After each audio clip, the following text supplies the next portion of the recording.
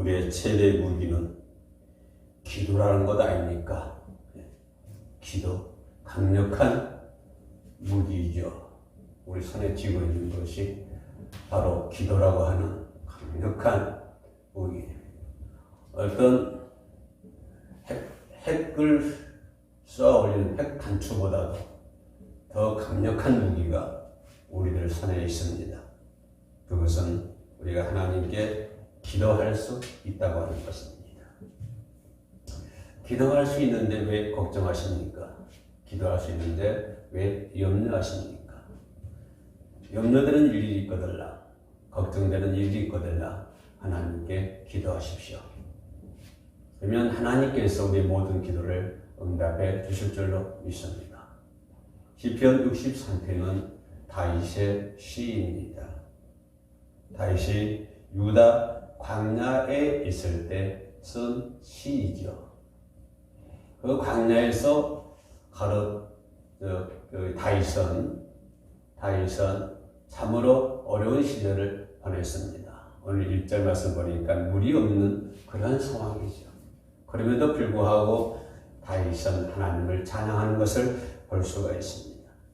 비록 광야에 있을지라도 하나님을 찬양할 수 있어야 된다고 하는 이것이 우리들에게 주어진 가장 큰 하나님의 은혜인 줄로 믿습니다. 혹 광야에 있다고 생각하십니까? 그러면 하나님께 기도하십시오. 지금 광야의 긴 터널을 지나고 계신다고 혹시 생각하십니까? 그러면 하나님을 찬양하십시오. 그리고 하나님께 기도하십시오. 그러면 모든 문제가 다 해결이 될 줄로 믿습니다. 다윗은 비록 광야에 있을지라도 하나님을 찬양하고 하나님을 자랑하는 것을 볼 수가 있습니다. 그는 다윗은 그 아들 압살롬의 반역이 일어나자마자 아무 준비도 없이 부랴부랴 유다 광야로 도망 나온 시점에서 쓴 것입니다. 어떤 다른 사람이 반역을 일으킨 것이 아니라 자기가 품 안에서 키웠던 자기 아들이 반역을 일으켰을 때 다윗의 마음은 얼마나 슬펐겠습니까? 얼마나 그의 마음은 찢어지도록 아팠을 것입니까? 압살롬의 반역이 일어나자마자 아무 준비도 없이 아무것도 마련하지 않은 채 부랴부랴 쫓기듯 도망 나와서 유다 광야로 도망 나온 시점에서 쓴 시가 바로 시편 63편의 말씀이 되겠습니다. 다윗이 도망 나오는 광경을 사무엘하서 15장 30절에서 더 정확하게 말씀해 주고 있는데요. 거기 말씀 보시면 다윗이 감난산 길로 올라갈 때 머리를 가리우고 맨발로 울며 행하고 저와 함께 가는 백성들도 각각 그 머리를 가리고 울며 올라가니라 라고 성경은 기록하고 있습니다. 다윗이 감난산 길로 올라갈 때 머리를 가리고 울면서 올라가는 다윗의 모습을 한번 생각해 보십시오. 그리고 그를 따른 무리들도 역시 얼굴을 가리면서 울면서 다윗의 뒤를 따라가는 것을 볼 수가 있습니다. 이때 다윗은 왜 울었겠습니까? 다윗은 용감한 사람입니다. 다윗은 골리앗을 무찌른 그런 용감무쌍한 그런 사람입니다. 다윗은 어지간해서는 눈물을 흘리지 않는 그런 사람입니다. 그러나 성경에 보면 다윗이 눈물을 흘리면서 얼굴을 가리고 눈물을 흘리면서 감난산 길로 올라가는 다윗의 모습을 바라보며 이때 다윗의 울음은 내가 왕의 자리가 빼앗겨서 우는 것이 아닙니다. 내가 억울해서 저 사람들에게 내 왕의 자리를 빼앗겨서 내가 너무 억울해서 내가 너무 슬퍼서 내가 너무 기가 막혀서 다윗은 우는 것도 아니었습니다. 다윗은 사울이 그 뒤를 쫓아왔을 때도 한 번도 울지 않는 사람이 다윗입니다. 사울이 그를 죽이려고 쫓아다닐 때도 다윗은 한 번도 울지 않았던 그런 대장부 중에 대장부가 바로 다윗이라고 하는 사람입니다. 그러나 다윗은 감난산 길에 올라갈 때 얼굴을 가리고 눈물을 흘리는 것을 볼 수 있습니다. 울면서 한 걸음 한 걸음 올라가는 감난산 길을 올라가는 다윗의 모습을 한번 생각해 보십시오. 다윗의 구름은 자기 품에 안겨 자라난 자식이 이처럼 자기를 배반하고 대적한다고 자기를 죽이려고 한다는 그 생각을 하니 다윗은 통곡하지 않을 수가 없었습니다. 그렇게 대장부 중에 대장부였던 다윗이었지만 왕의 자리가 빼앗겨서 우는 것이 아니고 설렁픈 것이 아니고 자기의 손에 키웠던 자기 품에 안겼던 그 다윗이 누굽니까? 그 자녀가 아들이 자라서 자기를 배반하고 자기를 대적하고 자기를 죽이려고 한다는 그런 생각을 하니 다윗은 통곡하지 않을 수가 없었습니다. 그래서 다윗은 얼굴을 가리며 눈물을 흘리면서 감난산 길로 올라가는 다윗의 모습을 우리가 상상해 볼 수가 있는 것입니다. 그러나 오늘 시편 63편 이 성경 말씀을 한번 자세히 보십시오. 이 성경 말씀은 유다 광야에 있을 때 쓴 시입니다.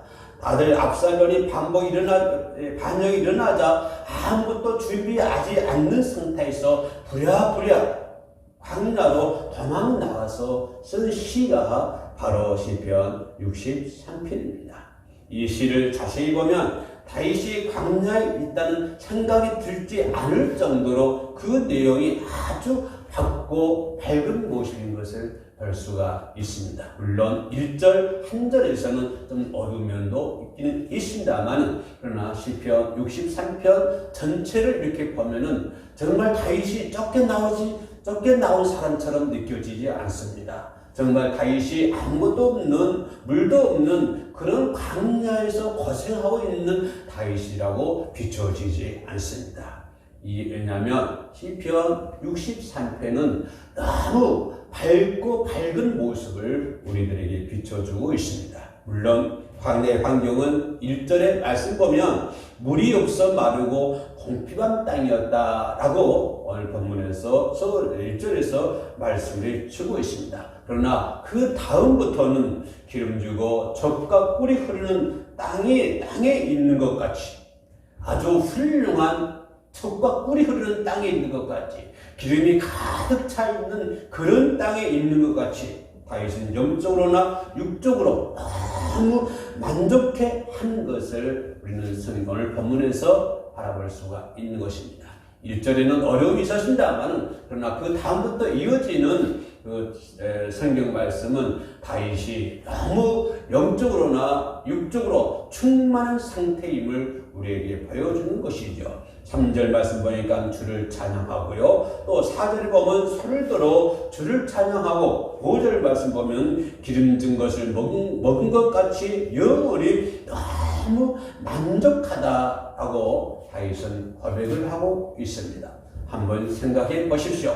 아들의 반역으로 인해서 유다 광야에 쫓겨나와서 쓴 시인데, 너무나도 정말 다윗이 얼굴을 가리면서 울면서 나온 그런 가정인데, 그럼에도 불구하고 다윗은 광야에서 주를 찬양하고 손을 들어 주를 찬양하고 기름진 것을 먹은 것 같이 영원히 너무 만족하다라고 성경은 표현해 주고 있습니다. 비록 지금 광야에 있을지라도 주를 찬양한다고 하는 것입니다. 비록 지금 광야 같은 곳에 있을지라도 손을 들어 주님을 찬양한다고 성경은 얘기해 주고 있습니다. 지금 광야 같은 곳에 있다고 할지라도 내 기름진 것을 먹은 것 같이 내 영혼이 만족하다고 성경 다윗은 고백을 하고 있습니다. 오늘 다윗의 고백이 이 시대를 살아가고 있는 저와 여러분의 고백이 되어야 될 줄로 믿습니다. 그렇다면 다윗이 이 광야에서 그렇게 만족스러웠던 이유가 무엇입니까? 다윗은 왜 그 광야에서 그렇게 만족함을 느꼈습니까? 왜 그의 영혼이 만족했습니까? 왜 그의 육적인 것이 만족했습니까? 왜 그는 광야에서 주를 찬양하고 두 손을 들어 주를 찬양했습니까? 그 이유가 11절 말씀에 잘 기록이 되어 있습니다. 왕은 하나님을 기뻐하리니. 지금은 이렇게 쫓기는 신세가 되었지만, 지금은 아들 압살롬에 의해 반역에 의해서 지금은 쫓겨나는 그런 신세가 되었지만, 이제 하나님께서 이스라엘 왕이 될 것이라고 하나님께서 약속해 주시고 하나님께서 머리에 기름을 부으셨으니 언젠가는 하나님께서 다시 회복시켜 주실 것이라는 것을 생각하니 다윗은 기쁨이 넘칠 수밖에 없었던 것이죠.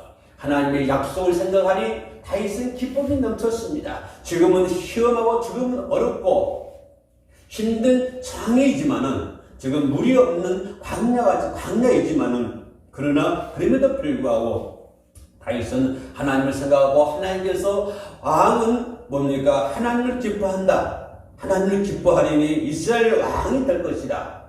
약속하시고 머리에 기름을 부으셨으니, 하나님께서 약속해 주시고 하나님께서 머리에 기름을 부으셨으니 언젠가는 반드시 하나님께서 회복시켜 주실 것이라고 하는 그런 확신이 있었기 때문에 다윗은 두 손으로 하나님을 찬양하고 있다고 하는 것입니다. 하나님께서 약속하지 않았습니까? 하나님께서 말씀하지 않았습니까? 그래서 하나님께서 말씀해 주셨으니까 반드시 이루어질 거라고 하는 것입니다. 지금은 비록 광야에 있다고 할지라도, 지금 비록 광야에 있을지라도 하나님께서 그 약속을 이루어 주실 것을 믿고 있으니 기쁨이 넘칠 수밖에 없는 것이죠. 그렇기 때문에 물이 없는 그것을 할지라도 이 다윗은 두 손을 들고 하나님을 찬양할 수 있었고, 그런 하나님의 약속의 말씀을 다윗은 믿고 있었기 때문에 그의 영혼과 그의 육체가 만족함을 얻을 수가 있었던 것입니다. 여러분 중에 혹시 인생의 광야를 만나신 분이 계십니까? 불평하지 마시고 기쁨으로 통과하시길 바랍니다. 어차피 우리는 지나가야 할 광야입니다. 어차피 겪어야 할 광야라고 한다면 불평하지 마시고 불만 터뜨리지 마시고 기쁨으로 그 광야를 통과하는 것이 얼마나 유익하겠습니까? 나에게 어차피 주어진 광야를 한다면 이 광야를 통해서 우리에게 주시고자 하는 하나님의 뜻, 하나님의 섭리가 계시기 때문에 그 하나님의 섭리를 바라보면서, 그 하나님의 뜻을 바라보면서, 그 하나님의 약속의 말씀을 바라보면서, 비록 광야에 있을지라도 다윗처럼 두 손을 들어 하나님을 찬양할 수 있는 저와 여러분들이 반드시 되어야 할 줄로 믿습니다. 성경 보면은 하나님께서 귀하게 쓰시고자 하는 사람들은 반드시 광야를 통과하게 만드는 것을 볼 수가 있습니다.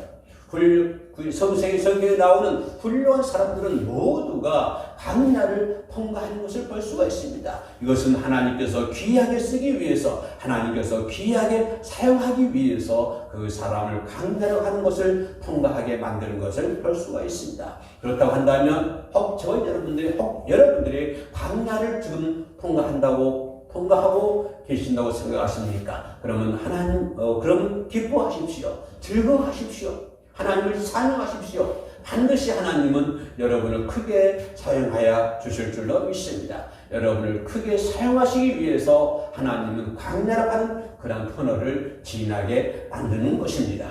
우리는 대표적인 예로 이스라엘 백성들을 40년 광야 생활을 우리가 볼 수가 있습니다. 좀 길긴 길었습니다만은, 그러나 이스라엘 백성들은 광야에서 하나님께 좋은 점수를 따지는 못했습니다. 왜냐하면 그들은 40년 내내 불평과 불만을 가졌기 때문에 그렇습니다. 그래서 그런 불평이 끄지 않았던 사람들이었습니다. 그래서 그들은 하나님 약속하신 가나안 땅에 들어가지 못했습니다. 그러나 모세를 보십시오. 그 사람들은 불평을 했고 불만을 했고 그래서 가나안 땅에 들어가지 못했지만, 그러나 그들과 함께 있던 모세를 한번 생각해 봅시다. 모세는 광야 생활은 자신이 이집트 그 왕달하는 것을 내려놓는 겸손을 배우게 하는 아주 아름다운 훈련이었다고 하는 것을 볼 수가 있습니다. 모세는 광야를 통해서 이집트 왕의 자리를 내어놓는 그러한 겸손을 배울 수 있는 아주 훈련의 장이었다라고 생각해 볼 수가 있습니다. 예수님도 40일 동안 광야에서 금식하면서 마귀 시험을 잘 통과했습니다. 뿐만 아니라 세례 요한도 광야에서 통과를 했습니다. 바울도 아라비안 광야에서 3년 동안 광야의 길을 통과하는 것을 볼 수가 있습니다. 여러분 중에 나의 지금 환경이 완전히 광야 생활이라고 생각되는 분이 계시면 지금 하나님의 특별하신 섭리와 하나님의 특별하신 계획 속에 있음을 믿고 오히려 하나님께 감사하고 찬양하는 성도가 되시기를 주의 이름으로 축복에 올립니다. 강한 훈련을 마친 사람만이 훈련의 생활이 마쳐야만이 강한 군사가 될 수가 있는 것입니다. 군사 훈련을 받지 않으면 강한 군대가 강한 군사가 만들어질 수가 없는 것입니다. 훈련이 강하면 강할수록 그 사람은 강한 훈련이 될 수 있는 것처럼 어차피 마쳐야 할 광야라고 한다면 불평보다는 기쁨으로 감사함으로 잘 통과하여 승리하시기를 주님의 이름으로 축복해 드립니다. 어려운 광야 길을 걷고 있다고 생각하십니까? 어차피 그 광야를 통과해야 한다면 불평하지 마시고 불만하지 마시고 기쁨으로 주를 찬양하고 기쁜 마음으로 잘 통과하시는 저와 여러분 되시기를 주님의 이름으로 축복에 올리겠습니다. 다윗이 또 광야를 잘 통과할 수 있었던 것은 1절에 잘 기록이 되어 있습니다. 처음에는 하나님이여 주는 나의 하나님이시라 라고 부르면서 내 영혼이 갈망하며 내 육체가 주를 앙모하나이다 라고 말을 합니다. 다시 말하면 사랑하는 주님, 제가 주님을 지금 뵙고 싶습니다 라고 하는 말입니다. 저는 주님을 사모합니다. 그런 말입니다. 아들의 반역자로 쫓겨나서 저 유다 광야에 온 시점에서 그는 얘기하기를 주님을 뵙고 싶습니다. 주님을 사모합니다. 이런 시로 서두를 밝히고 있는 것을 볼 수가 있습니다. 우리는 어려움이 닥치면 어떻게 합니까? 세상을 나가서 어떤 사람들 만나기도 하고 세상을 의지하기도 하고요. 어떤 사람을 의지하려고 합니다. 그러나 다윗은 그런 엄중한 상황 속에서 그러한 좀 비참한 광야에 있는 생활 속에서도 불구하고 그는 하나님 만나기를 원했습니다. 하나님을 사모했습니다. 오늘 다윗은 압살롬에게 쫓기고 있지만 이 전쟁터에서 주님께 편지를 쓰고 있는 것입니다. 아들이 반역해서 아들에 의해서 쫓겨나고 있지만 아들이 좀 자기를 죽이려고 쫓고 있지만 그러나 그런 상황 속에서도 다윗은 하나님께 편지를 쓰는 것이 볼 수가 있습니다. 그 편지를 내용을 이렇게 우리가 분석을 해보면 보고 싶은 열망이 가득합니다. 사랑하는 사람은 보고 싶습니다. 다윗은 주님을 사랑했습니다. 주님을 사모했습니다. 그래서 다윗은 주님을 보기를 사모했습니다. 그의 말을 듣고 싶어 했습니다. 사랑하는 사람의 말을 듣고 싶은 것이 진정입니다. 다윗은 하나님을 사랑하기 때문에 하나님의 음성을 듣기를 원했습니다. 그리고 그 뜻을 하나님의 뜻을 따라가기를 열망했던 것입니다. 그리고 사랑하는 사람을 자랑하기 마련입니다. 다윗도 그런 하나님을 자랑하고 싶어하는 마음이 오늘 성경에서 절절히 나오는 것을 볼 수가 있습니다. 다윗은 주님을 사랑하였기에 2절 보시면 주를 바라보기 원합니다. 6절에 보시면 밤중에 주를 묵상합니다. 8절에 보세요. 주를 가까이 따르기를 원합니다. 11절 말씀 보면 사랑하는 주님은 자랑할 것이라 하고 얘기를 합니다. 네, 주를 보기 원합니다. 밤중에 주를 묵상합니다. 주를 가까이 따르기를 원합니다. 사랑하는 주님을 자랑할 것을 말합니다. 다윗은 정말로 주님을 사랑하는 사람입니다. 그 광야에 있을지라도 그렇게 주님을 사랑하고 주님의 말씀을 밤중에 묵상하고 주님께 따르기를 원하고 주님의 음성 듣기를 원하고 주님을 자랑하기를 원했던 다윗, 그 환경 속에서도 이러한 편지를 하나님께 쓰고 있지 않습니까? 그래서 역시 다윗은 훌륭한 사람입니다. 다윗은 정말 주님을 사랑하는 사람입니다. 그러기에 사랑하는 사람이 나를 광야에 몰아넣어도 주님을 사랑하는 사람이 나를 광야에 몰아넣어도 그 사랑을 의심하지 않는 것입니다. 하나님께서 나를 광야에 몰아넣는다 할지라도 내가 그 하나님을 사랑하기 때문에 하나님을 의심하지 않는 것입니다. 하나님 지금보다 더 어려운 곳에 나를 넣는다 할지라도 나는 그 주님을 사랑하기 때문에 주님을 의심하지 않습니다. 주님의 사랑을 의심하지 않는 것입니다. 왜요? 그 주님을 사랑하기 때문에 그렇습니다. 주님이 여러분을 가장 어두운 곳에 놓아둔다고 생각하십니까? 주님이 여러분을 가장 침침한 곳에 두었다고 생각하고 계십니까? 그러나 당신을 향한 주님의 사랑은 변하지 않는 것입니다. 영원한 것입니다. 그러기에 주님을 사랑하십시오. 주님의 말씀을 묵상하십시오. 그리고 두 손 들어 주님을 찬양하십시오. 그리고 그 주님을 자랑하십시오.